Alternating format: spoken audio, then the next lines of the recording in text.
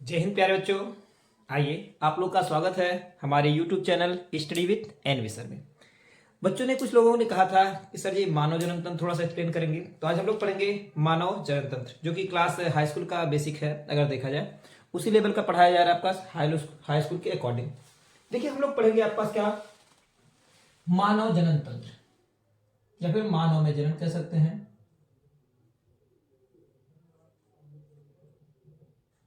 ठीक है, मानव जनन तंत्र। जब बात मानव जनन तंत्र की आती है तो इसमें आपके पास क्या, नर जनन तंत्र और मादा जनन तंत्र अलग अलग आता है। हम लोग यहाँ पे क्या करेंगे, नर जनन तंत्र को अलग पढ़ेंगे और मादा जनन तंत्र को हम लोग अलग पढ़ेंगे। एक अलग आपके पास क्या, बिल्कुल आप कह सकते हैं इसमें नर जनन तंत्र, और एक आपका कहलाएगा मादा जनन तंत्र।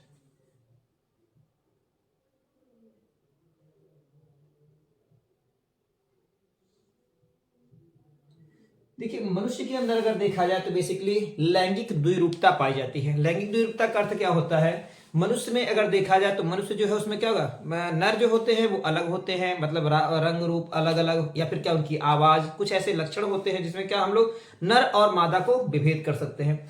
तो नर जनन तंत्र या फिर क्या, नर जो होते हैं आपके पास क्या, वो अलग लक्षण प्रदर्शित करते हैं, मादा जो होती है आपके पास क्या, अलग लक्षण प्रदर्शित करते हैं, अर्थात इनमें लैंगिक द्विरूपता पाई जाती है। जो कुछ जीव ऐसे होते हैं जो आपके पास क्या एक लिंगी हैं, और कुछ ऐसे भी जीव होते हैं आपके पास क्या जो द्विलिंगी होते हैं। मतलब क्या होते हैं, एक ही जीव के अंदर जो होते हैं दोनों लिंग पाए जाते हैं, अर्थात नर और मादा जनन अंग एक ही जीव के अंदर पाए जाते हैं। जैसे अगर देखा जाए आपके पास क्या, केचुआ जो है उसके अंदर नर और मादा जनन तंत्र एक ही जीव के अंदर पाए जाते हैं, जबकि मनुष्य जो होता है उसमें नर जनन तंत्र अलग जीव में होता है और मादा जनन तंत्र जो होते हैं अलग जीव में होते हैं। हम क्या करेंगे आज, मादा जनन तंत्र और नर जनन तंत्र का यहाँ पे अध्ययन करेंगे। जैसा कि आपको बताया गया है कि मनुष्य क्या होता है, मनुष्य आपके पास क्या कहते हैं कि आपका विविपेरस होता है। विविपेरस अर्थात कहते क्या है, ये जरायुज कहलाता है। विविपेरस का अर्थ होता है जरायुज। जरायु मतलब हो गया क्या, ऐसे जीव जो क्या करते हैं, विकसित जीव को क्या करते हैं, विकसित शिशु या फिर विकसित भ्रूण को जन्म देते हैं, वो कहलाते हैं आपके पास जरायुज कहलाते हैं। और ऐसे जीव जो अंडे को जन्म देते हैं, मतलब कि अंडे को देते हैं या फिर अंडे देने वाले जो जीव होते हैं वो कहलाते हैं आपके पास अंडज, या फिर क्या विविपेरस कहलाते हैं। एक होता है आपको सॉरी ओविपेरस कहलाते हैं, एक होता है ओविपेरस और एक होते हैं आपके पास क्या, विविपेरस। तो हम बात करते हैं इस समय आपके पास क्या, मनुष्य जो है वह आपका कैसा है, वो होता है विविपेरस। मनुष्य के अंदर लैंगिक द्विरूपता पाई जाती है। अब हम इस समय बात कर रहे हैं नर जनन तंत्र का। बेसिकली पहले हम तो ये बता देते हैं, मनुष्य जो होता है उसमें आपके पास क्या दो अवस्थाएं पाई जाती हैं। एक तो आपके पास क्या कह सकते हैं, आप कह सकते हैं किशोरावस्था होती है। किशोरावस्था के बाद आपके पास आता है कि भी आपके पास क्या होगा, वयस्क नहीं, या फिर क्या यौना मतलब क्या यौवना आरंभ कहलाता है। ठीक है, किशोरावस्था होती है और यौवना आरंभ कहलाती है। तो किशोरावस्था में बेसिकली जो होते हैं भैया क्या होता है, ज्यादातर देखिए क्या भैया, बच्चों में अगर देखा जाए तो नर और मादा जो होते हैं वो अलग अलग दिखाई देते हैं। ठीक है, कुछ ऐसे बाहरी लक्षण फिजिकल प्रॉपर्टीज दिखाई देती है जो प्राथमिक अंग होते हैं, जिनके अकॉर्डिंग हम लोग नर और मादा को यहाँ पे विभेदित कर सकते हैं। लेकिन जो द्वितीयक लैंगिक लक्षण होते हैं वो क्या होता है आपके पास, अगर देखा जाए यौवना आरंभ पर क्या होते भैया, विकसित होना चालू हो जाते हैं। जैसे कि अगर देखा जाए मनुष्यों में अगर देखा जाए, नर में लगभग क्या आपके पास 15 से 18 वर्ष की आयु के बाद जो होता है वो उसमें कुछ लैंगिक परिवर्तन आते हैं, जिससे क्या होता है हम नर को पहचानते हैं। इसी प्रकार से मादा के अंदर भी अगर देखा जाए 11 से 14 वर्ष की आयु के अंदर जो होते हैं उनकी शारीरिक संरचना में कुछ परिवर्तन आता है, जिसको इस परिवर्तन को हम लोग कहते हैं क्या, द्वितीयक लैंगिक परिवर्तन या फिर द्वितीयक लैंगिक लक्षण। जैसे अगर हम बात करें अगर भैया नर के लिए, तो नर में क्या होता है अगर देखा जाए तो नर के अंदर में अगर देखा जाए तो उनके क्या भैया कह सकते हैं आपके पास ऑक्सिलरी पीट में, वहां पे क्या होता है आपके पास बाल का आ जाना, या फिर क्या जो जनन अंग होते हैं वहां पर बालों का आ जाना। इनमें आवाज का भारीपन होना, ठीक है, लाउडनेस आ जाना क्या होता है आपका द्वितीयक लैंगिक लक्षण है। और इसके साथ साथ आप कह सकते हैं क्या, शरीर के ऊपर भी क्या टेस्टोस्टेरोन, मतलब क्या जब वहां पे वृषण विकसित हो जाते हैं तो वहां से स्रावित होता है टेस्टोस्टेरोन, जिसको हम लोग नर हार्मोन भी कहते हैं। तो ये नर हार्मोन क्या करता है, मनुष्य के द्वितीयक लैंगिक लक्षण के विकास के लिए आवश्यक होता है। तो जिन व्यक्तियों में क्या होता है, द्वितीयक लैंगिक लक्षण विकसित होना प्रारंभ हो जाते हैं, अर्थात उनमें टेस्टोस्टेरोन स्रावित होता है। तो टेस्टोस्टेरोन क्या करता है, दाढ़ी मूंछ का आ जाना या फिर क्या दाढ़ी मूंछ के विकास को क्या टेस्टोस्टेरोन प्रेरित करता है। और उसके साथ साथ आवाज का लाउडनेस भी आपका क्या होता है, वो टेस्टोस्टेरोन के द्वारा नियंत्रित होता है। तो इस प्रकार से हम कह सकते हैं क्या, वे सभी लक्षण जो आपके पास क्या 15 से 18 वर्ष की आयु के बाद आते हैं या फिर क्या उनमें दिखाई देते हैं, जो परिवर्तन होते हैं, वही कहलाते हैं द्वितीयक लैंगिक लक्षण। पुरुषों में क्या हो गया, आवाज का भारीपन, उसके साथ साथ आपका क्या दाढ़ी मूंछ का आ जाना या फिर क्या जनन अंगों के पास आपका क्या बाल का उग जाना, साथ में ऑक्सिलरी पिट जो होता है उनमें क्या होता है भैया, बाल उग जाना, साथ में मांसपेशियों का विकास हो जाना। ठीक है, मतलब क्या आपका कह सकते हैं अपर आर्म या फिर क्या कह सकते हैं आपका भैया जो आपका पेक्टोरल गर्डिल पेक्टोरल गर्डिल है उसका विकास हो जाना, मांसपेशियां और ज्यादा भैया क्या सख्त हो जानी। तो मांसपेशियों का विकास, ये सभी चीजें आपके पास क्या होते हैं, मनुष्य के द्वितीयक लैंगिक लक्षण को प्रेरित करते हैं। ठीक है, इसी प्रकार से मादा में अगर देखा जाए, मादा में क्या होता है, मादा के अंदर अगर देखा जाए द्वितीयक लैंगिक लक्षण में क्या जो आपका दूध ग्रंथियां हैं, दूध ग्रंथियों का विकास हो जाना, साथ में आपके पास क्या भैया जो पेल्विक गर्डिल है या फिर क्या जिसको हम लोग कहते हैं श्रेणी मेखला कहते हैं, उनका विकास हो जाता है, श्रेणी मेखला ज्यादा विकसित हो जाती है। इसके बाद आपके पास क्या जो जनन अंग होते हैं, जनन अंगों पे बाल का आ जाना, ऑक्सिलरी पिट जो होता है आपके पास वहां पर बाल का आ जाना, या फिर आवाज का पतला हो जाना या फिर क्या बहुत लाउड मतलब क्या श्रिल हो जाना। ठीक है, आवाज का पतला हो जाना, ये सब द्वितीयक लैंगिक लक्षण को प्रेरित करता है। ठीक है, तो मनुष्यों में हम कह सकते हैं क्या द्वितीयक लैंगिक लक्षण जो होते हैं प्यूबर्टी के बाद आते हैं। ठीक है, प्यूबर्टी मतलब हो गया आपके पास क्या, हमने अभी थोड़ी देर पहले आपको बताया कि स्त्रियों में अगर देखा जाए 11 से 14 वर्ष की आयु के बाद, और पुरुषों में अगर देखा जाए तो 15 से 18 वर्ष की आयु। ठीक है, 15 से 18 वर्ष की आयु में ये परिवर्तन देखने को मिलते हैं। इन सभी परिवर्तनों को हम लोग बेसिकली कहते हैं क्या, द्वितीयक लैंगिक लक्षण। ठीक है, आइए हम देखते हैं इस समय क्या नर जनन तंत्र में क्या क्या चीजें पाई जाती है।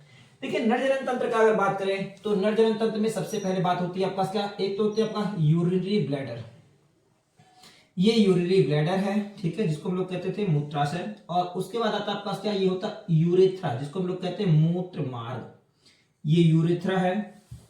यहां पर आती है आपका क्या कह सकते हैं आपका ये है आपके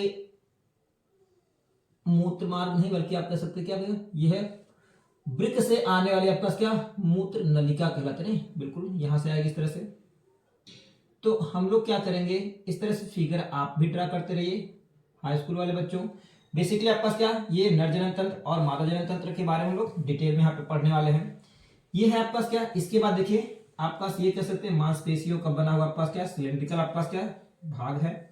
इस सिलेंड्रिकल भाग में आपके पास क्या होता है, ये जो होता है कॉपुलेशन के समय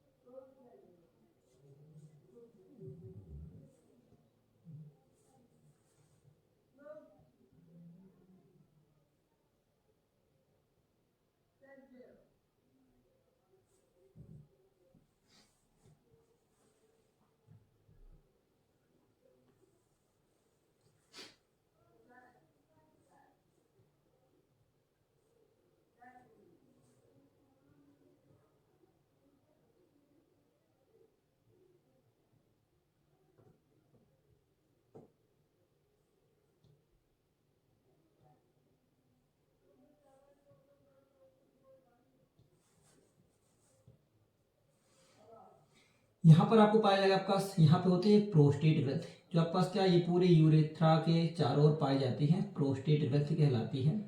ठीक है, प्रोस्टेट ग्रंथि है जो सहायक जनन अंग के रूप में आती है।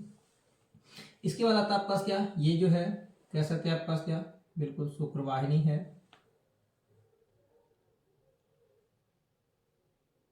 जो आकर के शुक्राशय में खुलती है।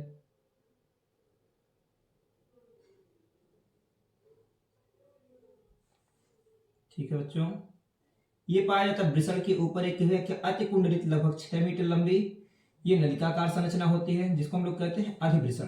किसके ऊपर पाई जा रही है, वृषण के ऊपर पाई जाती है। ठीक है, वृषण से बिल्कुल ये वृषण से नलिका निकले और ये वृषण के ऊपर पाए थे। और वृषण जो होता है वो रखा किस में होता है, वो वृषण कोश में इस प्रकार से रखा होता है। ठीक है, इधर के बारे में बात हो गई।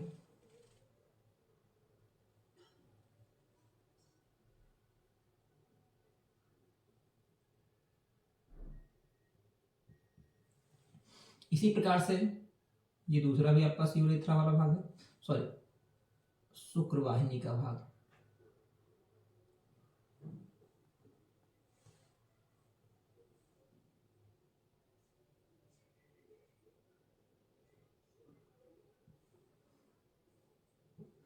यहीं पे एक छोटी सी ग्रंथि और होती है जिसको हम लोग कहते हैं काउपर्स ग्रंथि।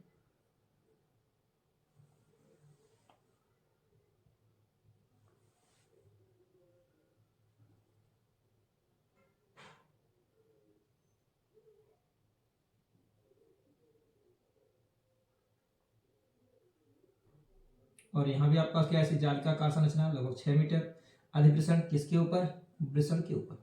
और ये वृषण के ऊपर पाया क्या, एक प्रोटेक्टिव लेयर कह सकते हैं, या फिर क्या पास वृषण कोश है। इसमें आपके पास क्या अति कुंडलित संरचना पाई जाती है, नलिकाकार संरचना है, जिसके अंदर क्या होता है भाई, इसमें पाया जाता है आपके पास ये जो नलिकाकार संरचना है जिसको हम लोग कहते हैं आपके पास क्या, शुक्र जनन नलिका कहते हैं। ठीक है, तो इस प्रकार से मनुष्य के अंदर देखा जाए तो ये जो वृषण है उसमें बहुत पतली पतली नलिकाएं होती हैं, और ये महिला नलिकाएं जो होती हैं वो कहलाती है आपके पास क्या, शुक्र जनन नलिका। ठीक है, यहां पे हो गया आपके पास क्या, अधिवृषण, अधिवृषण है। ठीक है, यह आपके पास कहलाएगा वृषण। ये होता है आपके पास वृषण कोश। ठीक है, वृषण कोश है बच्चों, वीडियो को अंत तक देखिएगा, जरूर ध्यान दीजिएगा इस पे। ठीक है, अब वृषण कोश के बाद आता है आपके पास क्या,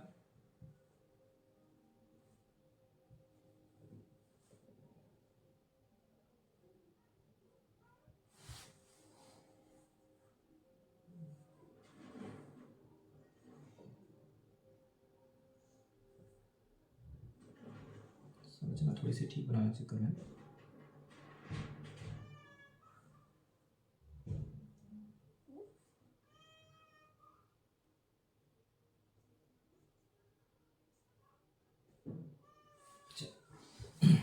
ये कहलाता है आपके पास वृषण हो जाते हैं, ये कहलाएगा आपके पास अधिवृषण हो गया, ये कहलाते हैं शुक्रवाहिनी। शुक्रवाहिनी है, ये होती है मूत्रवाहिनी। मूत्रवाहिनी है, ठीक है, मूत्रवाहिनी। ये कहलाता है आपका क्या, मूत्राशय।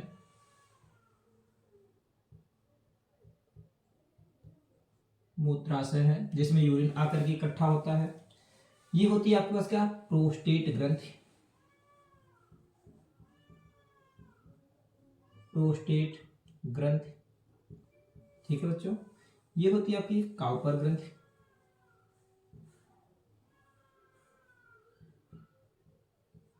काउपर ग्रंथि है ये। ठीक है, और यहां पे आपके पास कहलाता है आपके पास क्या, ये कहलाएगा आपका मूत्र मार्ग।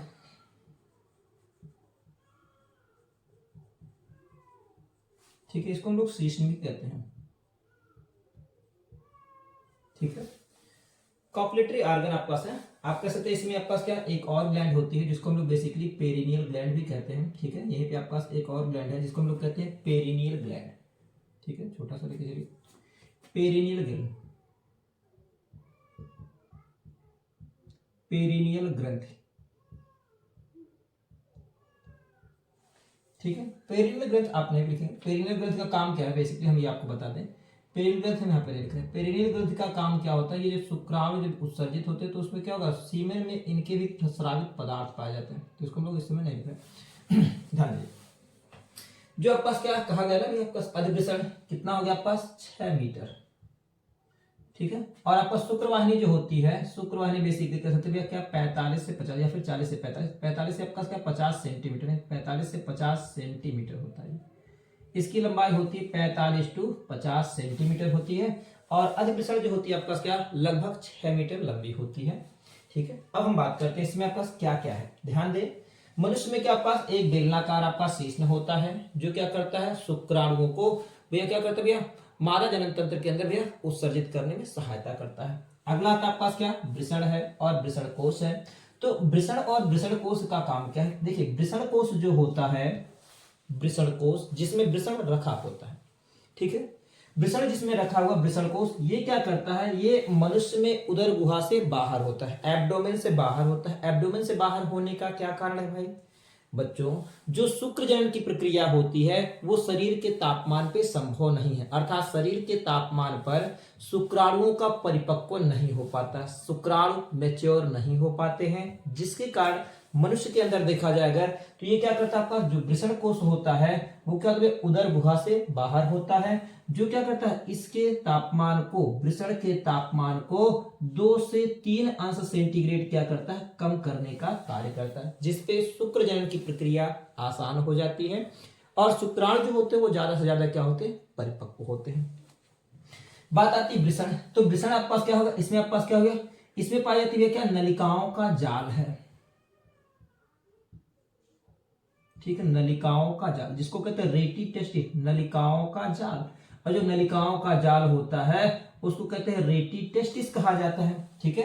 तो ये क्या होता है आपके पास, इनको हम लोग क्या कहते हैं, कौन सी नलिका होती है, ये कहलाती है शुक्र जन नलिका, नहीं ये कहलाएगी आपके पास क्या शुक्र जन नलिका। शुक्र जन नलिका मतलब हो गया क्या, यहाँ पर शुक्राणुओं का निर्माण होगा, शुक्राणुओं का जन्म शुक्र जन नलिका के अंदर होता है। शुक्रजन नलिका हो गया, अब शुक्रजन नलिका कितनी हो गई, शुक्रजन नलिका इसमें पाई जा रही बहुत ज्यादा। अब ये क्या करती है, शुक्रजन नलिका जो होती है आगे चल करके बहुत सारी शुक्रजन नलिकाएं होती हैं वो आकर के अधिवृषण के पास खुलती है, और ये अधिवृषण क्या करता है, अधिवृषण मनुष्य के अंदर 6 मीटर लंबी संरचना होती है, इसके अंदर आकर के भैया शुक्राणु जो होते हैं थोड़े समय के लिए क्या करते हैं स्थिर हो जाते हैं, और साथ में क्या करते हैं न्यूट्रिशन प्राप्त करते हैं, पोषण प्राप्त करते हैं, और यहाँ पे एक्टिवेट होते हैं, फिर क्या सक्रिय होते हैं, अर्थात यहाँ पे कुछ देर के लिए क्या सक्रिय ज्यादा होते हैं, अधिवृषण में सक्रियता बढ़ाने का काम होता है। उसके बाद आती है आपका शुक्रवाहिनी, तो जो शुक्राणु यहाँ से बन करके निकलते हैं वो इस शुक्रवाहिनी के माध्यम से, इस शुक्रवाहिनी के माध्यम से आते हैं शुक्राशय में। एक चीज छूटा हुआ यहाँ पे, अब बात कर सकते हैं यहाँ पे क्या शुक्राशय, ठीक है, शुक्राशय। शुक्राशय में देखिएगा ध्यान दीजिएगा शुक्राशय, ठीक है, तो शुक्राशय में क्या होता है, शुक्राणुओं के परिपक्व नहीं बल्कि शुक्राणुओं को वहां पे पोषण प्राप्त होता है, और शुक्राणुओं को पोषण किस रूप में मिलता है, तो यहाँ पे ध्यान रखिएगा फ्रक्टोज FRUCTO और SE फ्रक्टोज शर्करा जो होता है शुक्राणु को पोषण देता है, अर्थात शर्करा के रूप में अगर देखा जाए तो फ्रक्टोज शर्करा जो होता है वो शुक्राणु एब्जॉर्ब करते हैं, फिर पोषण के रूप में भोजन के रूप में ग्रहण करते हैं। तो शरीर का एक ऐसा स्थान है जहां पर आपके पास क्या फ्रक्टोज शर्करा पाई जाती है, ठीक है।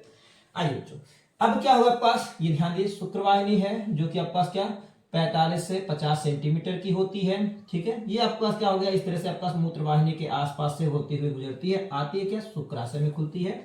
शुक्राशय एक ऐसा स्थान है जहां पे शुक्राणुओं का भी क्या या फिर क्या सीमेन का निर्माण चालू रहता है, अर्थात क्या सीमेन का कुछ भाग चिपचिपा पदार्थ यहाँ से स्रावित होता है जो शुक्राणुओं को पोषण देता है और शुक्राणुओं को क्या एक मार्ग प्रदान करता है जीवित रहने के लिए, फिर क्या वहां पे जीवित रहने के लिए वहां पे पोषण प्रदान करता है।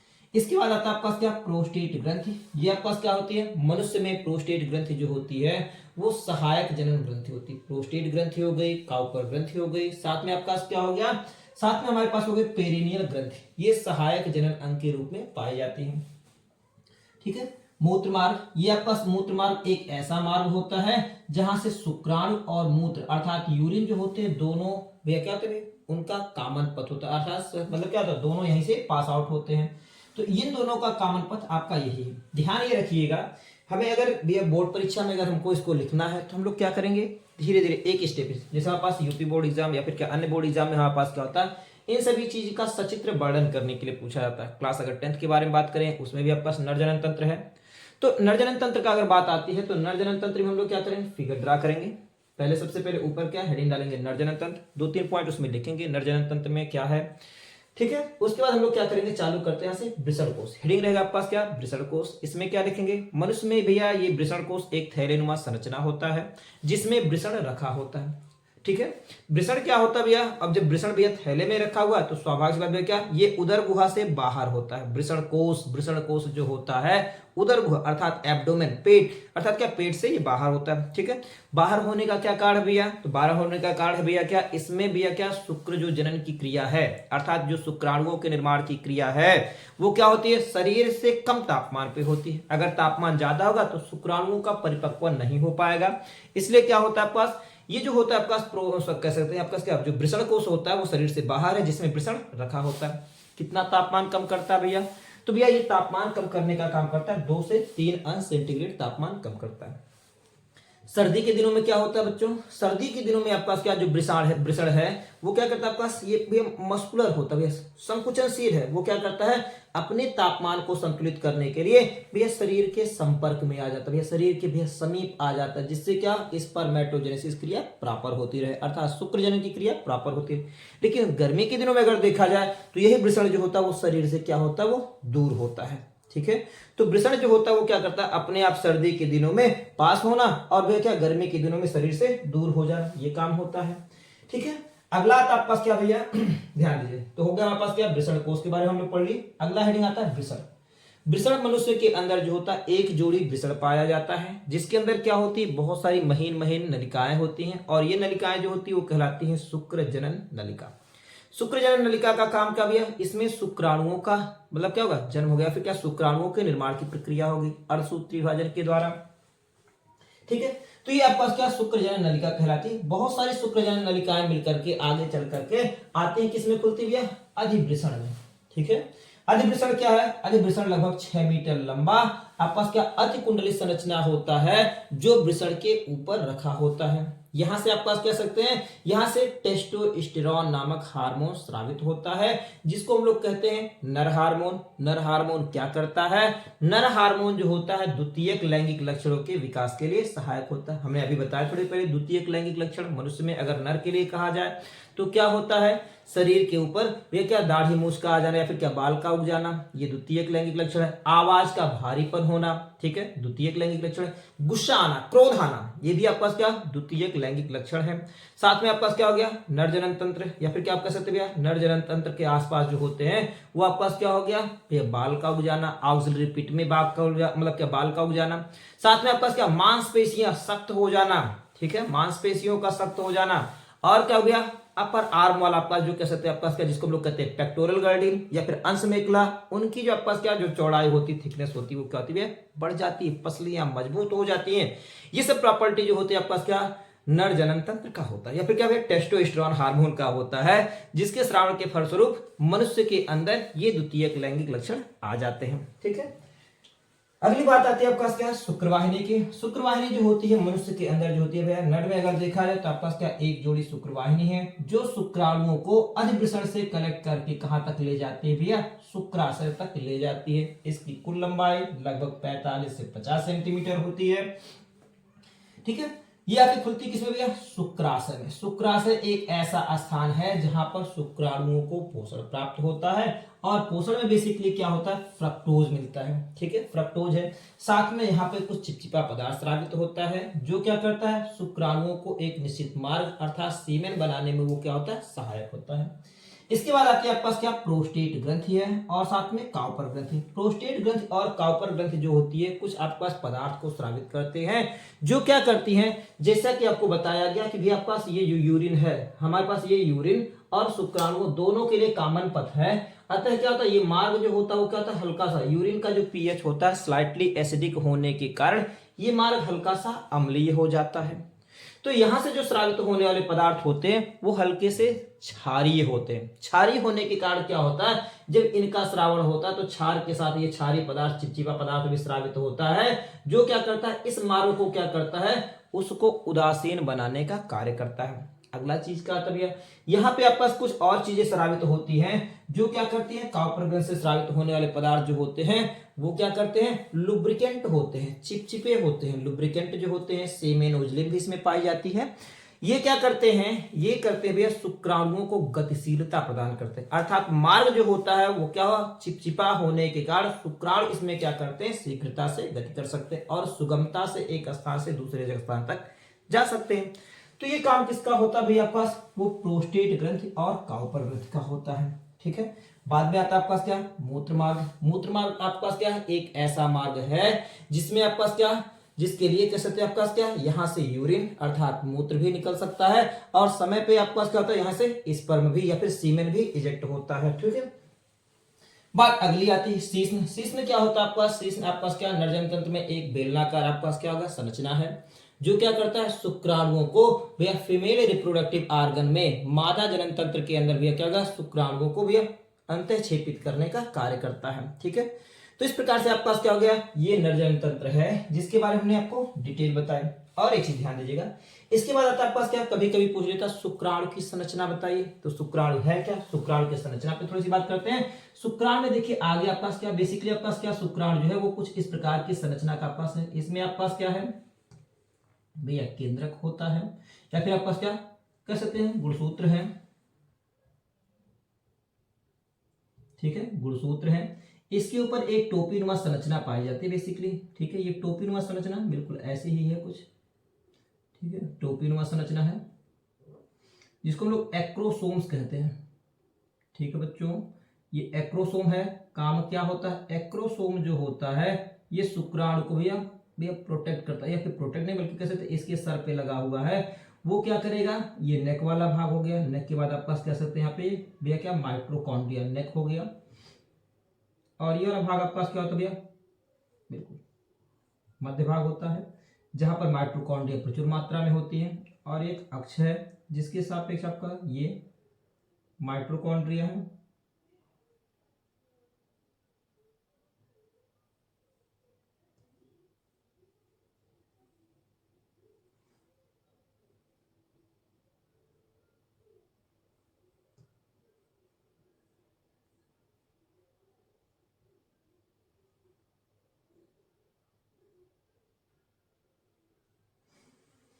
यहाँ पर आपका जो ऊपर वाला भाग होता है इसको हम लोग कहते हैं एक्रोसोम्स। ठीक है, इसको हम लोग फिलहाल थोड़ा थिक कर ले रहे हैं। आगे वाला जो भाग आपके पास कहलाएगा क्या, एक्रोसोम कहलाता है। ठीक है, इसके बाद यहां से निकलती है आपके पास क्या, ये पूंछ है।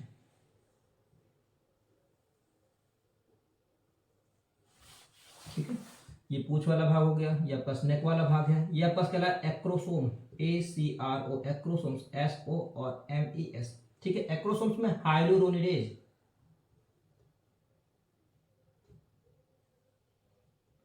हाइलुरोनिडेज नामक एंजाइम जो होता है वो उपस्थित होता है। ठीक है, ये गुणसूत्र हो गए। इसके अंदर जो पाया गया आपके पास क्या कह सकते हैं, आपका जीव द्रव्य है। ठीक है, जीव द्रव्य ये हो गया आपके पास क्या, माइट्रोकॉन्ड्रिया।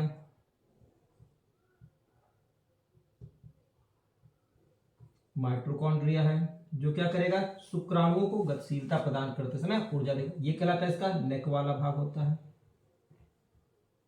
ठीक है, और ये आपके पास क्या शीर्ष है।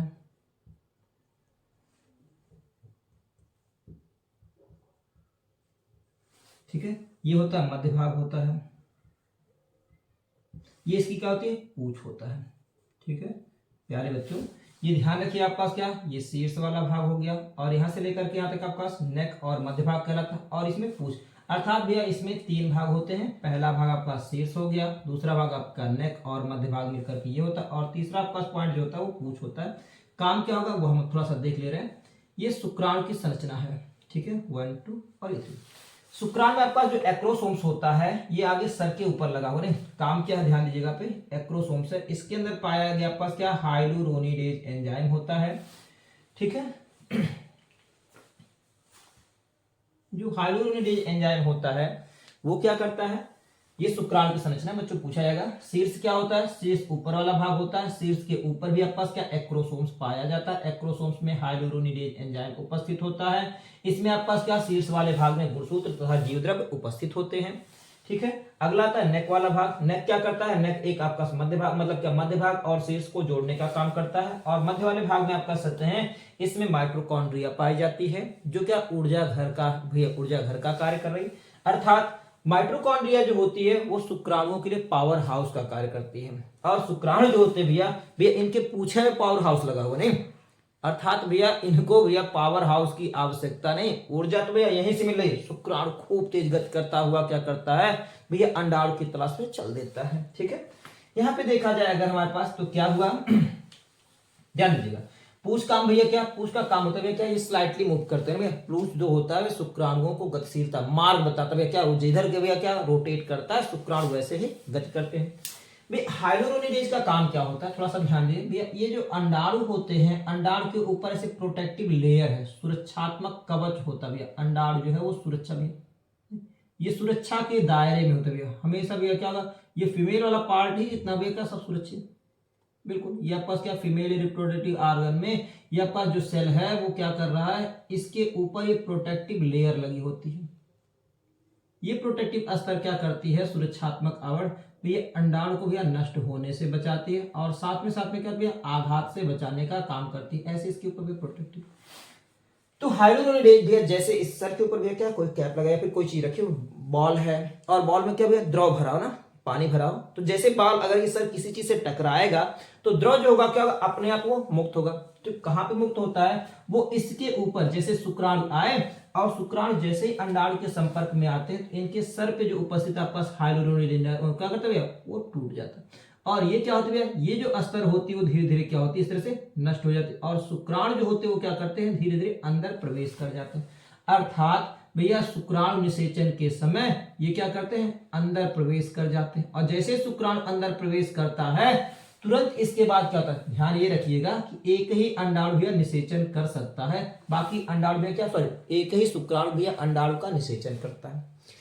ठीक है, तो आपके पास इस प्रकार से जब शुक्राणु भैया अंडाणु के अंदर प्रवेश कर जाता है तो ये निषेचन की क्रिया जो होती है यहाँ पे संपन्न हो जाती है। तो ये ध्यान रखिएगा कि आपके पास ये हाइलोरोनिडेज एंजाइम का काम होता है कि भैया अगर शुक्राणु है तो शुक्राणु ये जो अंडाणु के ऊपर पाए जाने वाली सुरक्षात्मक आवरण होती है उस सुरक्षात्मक आवरण को क्या करती है, नष्ट करने का कार्य करती है, जिससे शुक्राणु अंडाणु के साथ जाकर के समेकित और निषेचन की क्रिया हो जाती है। इस प्रकार से आपका क्या, ये क्रिया की निषेचन कहलाती है। ठीक है बच्चों, तो ये ध्यान रखिए आपके पास नर जनन तंत्र में आपका क्या पूछा जाएगा, तो नर जनन तंत्र में आपके पास क्या पूरा फिगर पूछा जाएगा। ठीक है, फिगर के साथ साथ हम लोग क्या करें, फिगर बनाने के बाद और इसकी क्या डिटेल्स, बिल्कुल पहले हम लोग क्या वृषण कोश, फिर वृषण, अधिवृषण, शुक्रवाहिनी, मूत्राशय, मूत्रवाहिनी, फिर शुक्राशय, प्रोस्टेट ग्रंथ, काउपर ग्रंथ और आपके पास क्या हो गया मूत्र मार्ग का। भैया हम लोग क्या करें भैया यहाँ पे फिगर नामकरण करेंगे और नामकरण के बाद क्या करेंगे, इसका एक किनारे से इसको हम लोग क्या करेंगे, जैसा कि आपको बताया गया उसी के अनुसार लिखेंगे। ठीक है, तू हंस तू मुस्कुरा तू रोना कम कर दे, तू हंस तू मुस्कुरा तू रोना कम कर दे, तू जिंदा है। ठीक है, तू जिंदा है इस जिंदगी के नाक में दम कर दे। ठीक है बच्चों, एक बार फिर से ध्यान दें, तू हंस तू मुस्कुरा तू रोना कम कर दे, तू जिंदा है इस जिंदगी के नाक में दम कर दे। ठीक है बच्चों, आप लोग स्वस्थ रहें, अच्छे से पढ़ाई करें और ज्यादा से ज्यादा नंबर लाने का प्रयास करें। तब तक के लिए हम लोग नेक्स्ट वीडियो में हम लोग क्या करेंगे, मादा जनन तंत्र के बारे में डिटेल पढ़ेंगे। तब तक के लिए थैंक यू।